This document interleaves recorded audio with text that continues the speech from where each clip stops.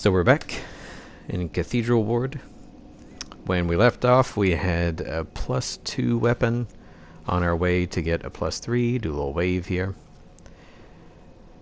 And we are on our way to Old Yharnam and Bloodstar Beast. So these guys have just ridiculously large parry windows. At any time during their attack animation, you can do the parry. They're really easy. They hit hard, so try not to get hit. But other than that, they're really fucking easy to deal with, you know.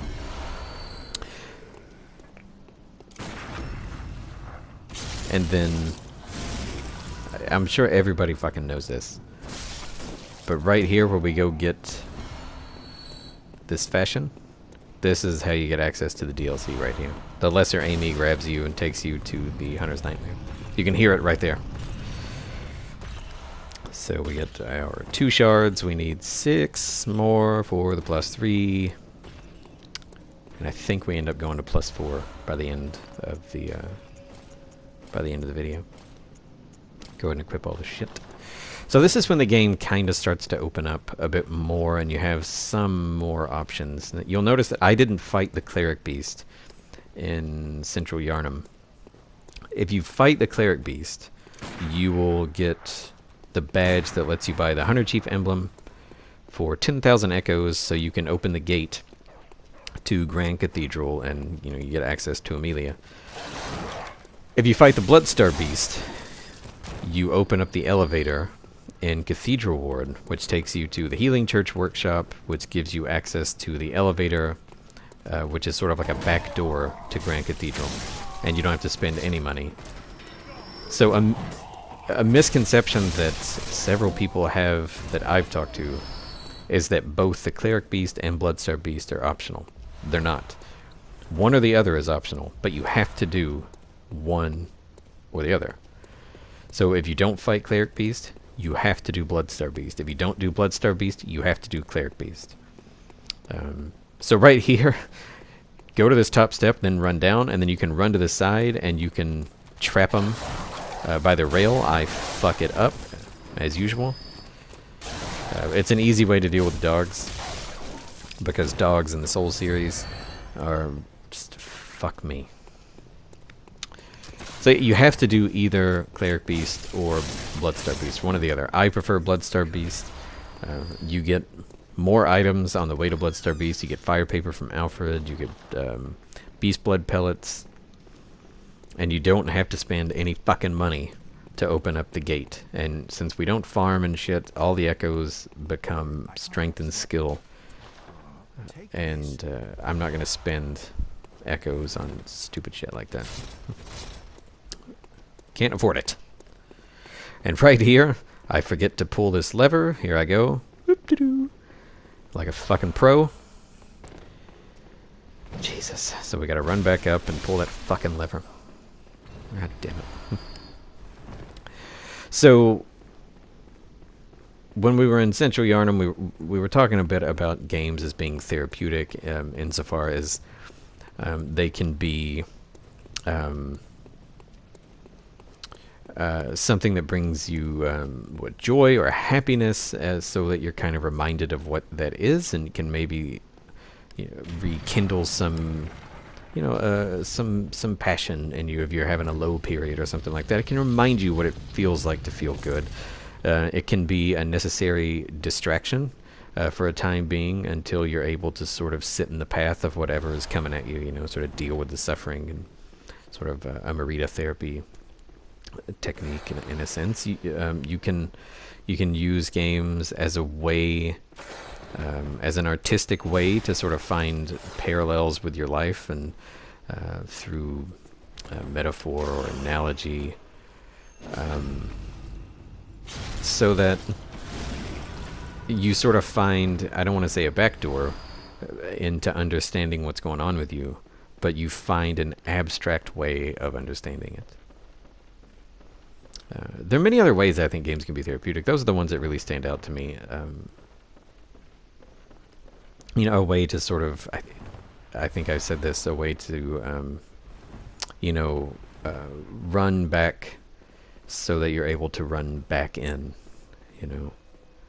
And I think that games like Bloodborne and the Soulsborne series of games offer a way also to understand certain things about character, in a sense. You know, I mean, we're stretching it pretty fucking thin, probably, to have these types of conversations, but I think that they're there to be had. I don't see too many flaws in sort of pulling these things out and unpacking, you know, certain messages. So we get 4 more shards there, which brings us to 6. We need 2 more for the +3. And that's a shortcut to Bloodstar Beast that we're going to open later. So I think when we think about the difficulty of some of these bosses, we can make the jump to talk about virtue, at least the virtue of courage.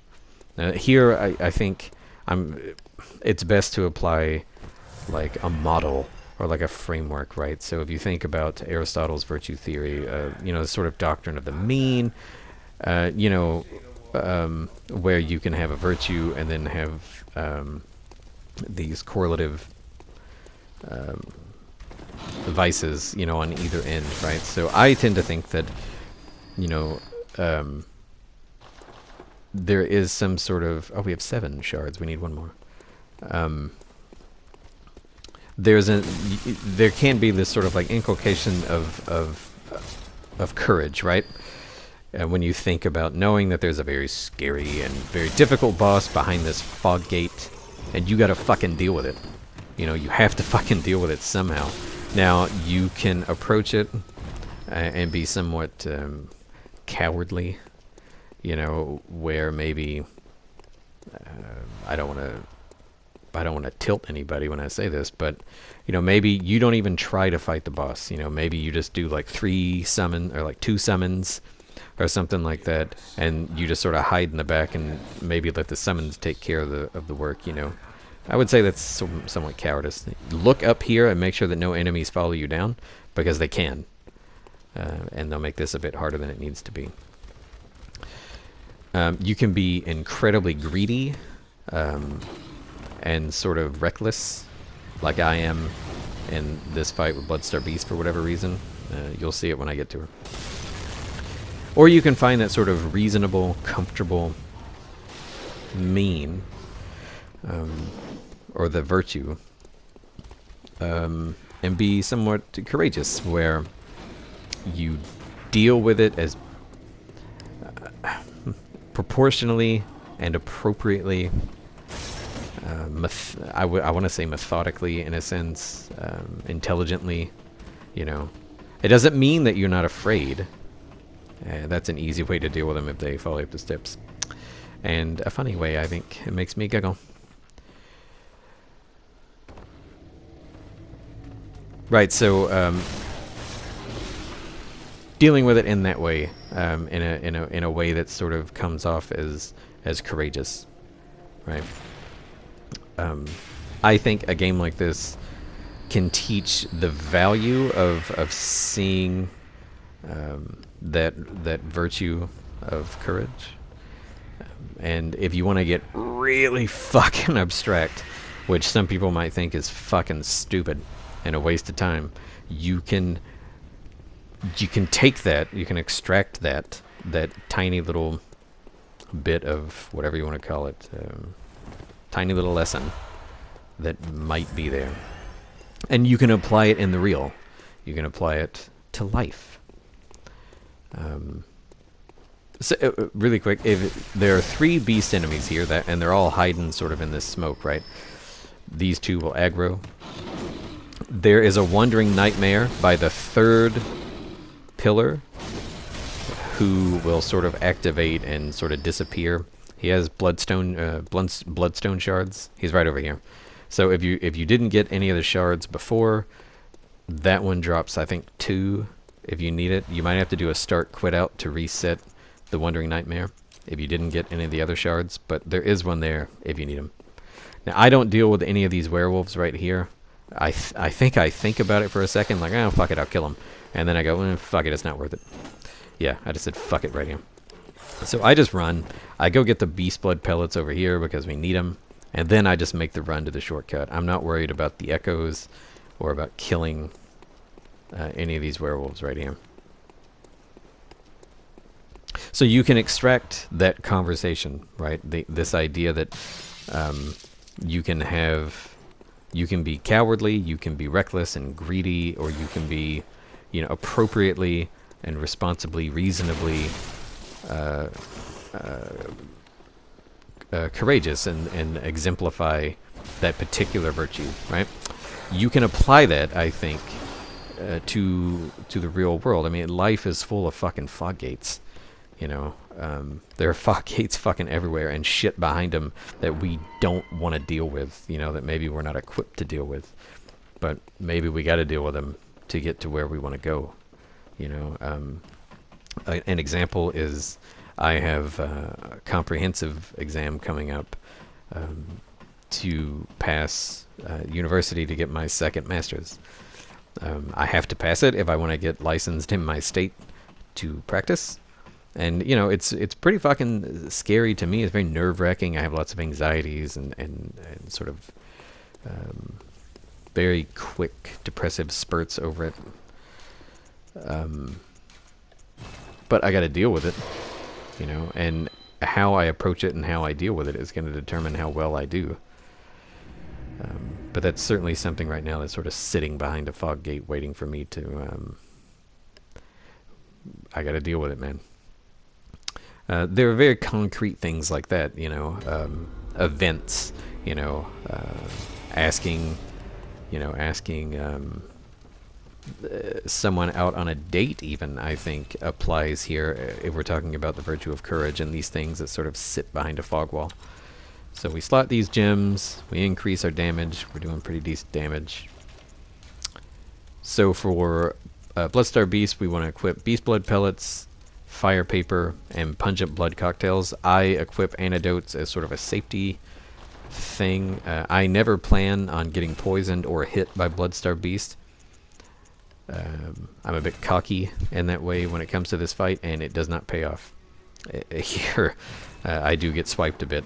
I buy Gascoigne's hat because it increases your beasthood, and I buy his garb because I like the way it looks. And it's all about the fashion, right? I sell some shit here that we don't need.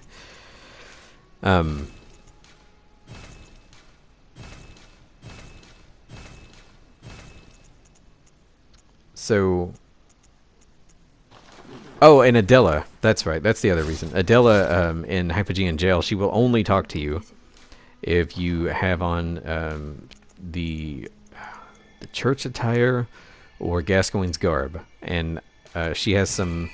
her blood is pretty good. I think that's the one that makes stamina regen quicker. I'm not sure. But on the off chance that I wanted... Plus, I want to spend all the insight that I had. So one thing that like I said, you can do concrete things when you think about this idea of virtue and what you can sort of extract from a game like Soulsborne, the difficulty and that conversation that we can have. But you can also apply it to more abstract things like dealing with feelings, dealing with grief, dealing with maybe some sort of trauma. Those things are sort of sitting there waiting to be dealt with in time when you're ready. But at some point, you gotta open that, you gotta walk through the fog gate. The fire paper, by the way, is right to the left. I don't grab it. It's just extra, and it's not necessary. We have 3 fire paper, 1 for Bloodstar Beast, 1 for Amelia, and 1 for Rom. So you can apply it to these abstract things like feelings and grief and trauma. When we're ready to sort of deal with it and process it, that at some point we gotta walk through that gate, and we know that whatever is there is waiting. Bye. is waiting for it, waiting for us to deal with it, right? It's not gonna go away. It's just gonna fucking sit there, like this fucking thing. So I eat the beast blood pellets, I burn the fire paper, and I throw the cocktail right here. It all starts off just fine. I'm doing R1 L1s right here to build beast meter. I hate it when she clips through the environment like that. I throw that. It's all going okay until I throw the third cocktail. For whatever reason, she had it in her head that she was just aggroed on me, and she doesn't follow that cocktail. And now I'm kind of losing my cool. I'm thinking, I never get fucked by this boss.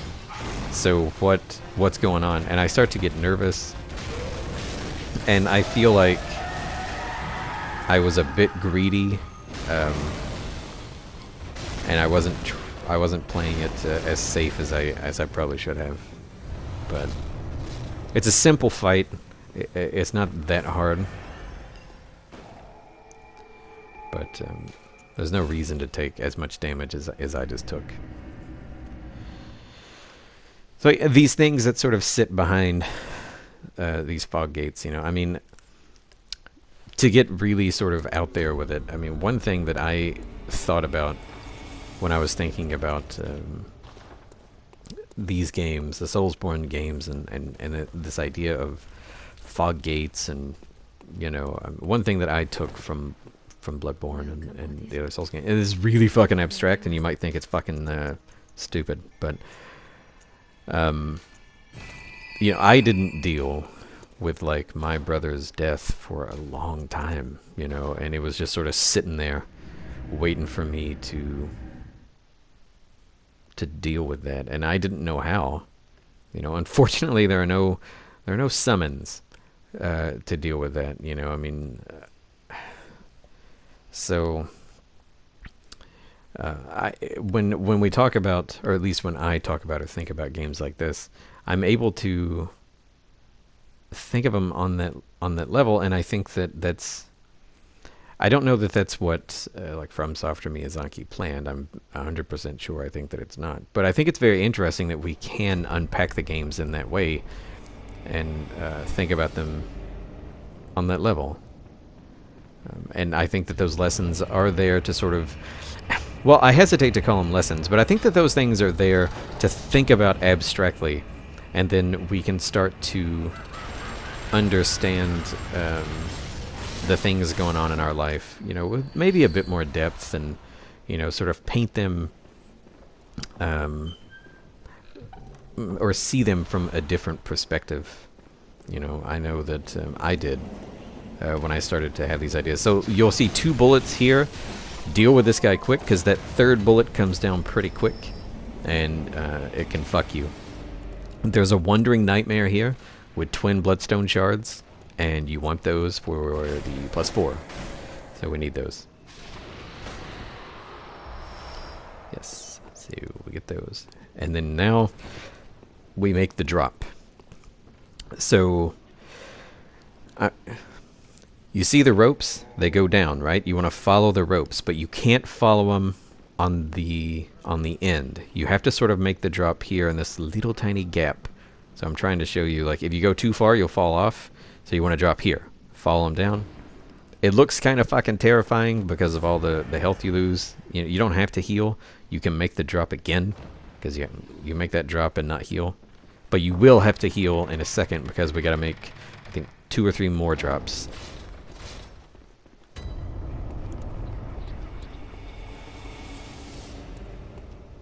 Yeah.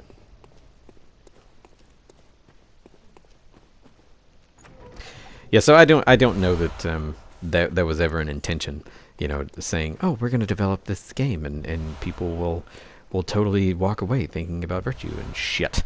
But I think that these games are very open for all kinds of interpretation, and, you know, I think that's kind of part of the genius of these games, really. You can have these discussions about not just the lore which is incredibly fascinating.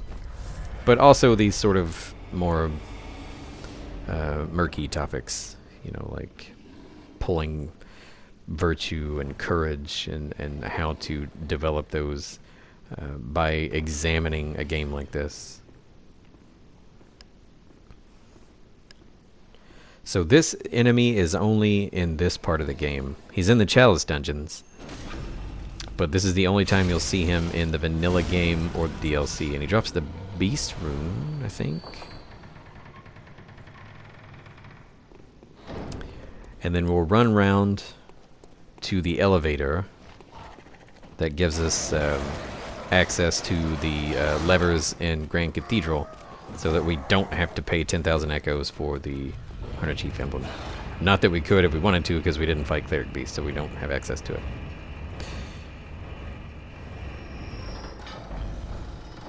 Now up on your left, if you can see the ladder right there, you can get Numbing Mist, which you can use against Amelia when she goes into her healing animation, but you shouldn't need to. She should never have time to get to her healing animation if you do the fight the way that we do the fight. Right. So I'm going to go to the right. Now I'm going to get some more Twin Bloodstone Shards, right? But they're guarded by the fucking most easy enemy in this fucking game, I think. Next to the Winter Lanterns. The Brain Sucker. This thing is fucking... just fuck these things. They're easy to deal with in a sense, but they can also fuck you real quick if you're not paying attention. I'm trying to bait out this. So that's the attack that you want. It's easy to parry, and then the Visceral should take care of it. So if you're afraid of the Brain Sucker, you can sort of get that attack out. Now, in Upper Cathedral Ward, that's a bit tricky because they have that sort of magic attack where they'll... the shining coins. We won the game now, bitches. That attack where they'll freeze you, and then they can run in and suck your insight and do a bunch of damage to you and shit like that. You don't want that. It's really irritating. If they do, you can always do a start quit out, and I think that will stop it. I think that will keep them from draining your insight. I'm not sure about that, but I think that's right. So here we run around and we open up the gate, and then we run back to the Cathedral Ward lamp. Yes, I don't know. I mean, maybe it's fucking stupid, you know, to think such things about Bloodborne. Maybe it's going like too far, stretching shit too thin, you know, just being too fucking goofy about it. I don't know. It's shit that I like to think about. It's something that I like to consider when I think about the value of certain games and what they can bring and the types of discussions that we can have in response to the content that they give us. And I think games like this can certainly be tools used to teach about virtue. Now, the doll set is worth a ton of echoes, and you really want the doll set. And we also picked up the first of the 3 umbilical cords in the Abandoned Workshop. You need those for moon presence. And we're going to change our gems. We go level. Again, it's all strength and skill. We're just going to keep dumping into strength and skill. And I think I always give her the fucking hair ornament. Always. You don't need the fucking tear stone. It does nothing. I think it's like gradual HP regen, like +1. It doesn't matter. So I think next it's Himwick, and then Happy G in jail, and then Amelia. I think that's the run we're gonna do. I'm not sure, but we'll find out.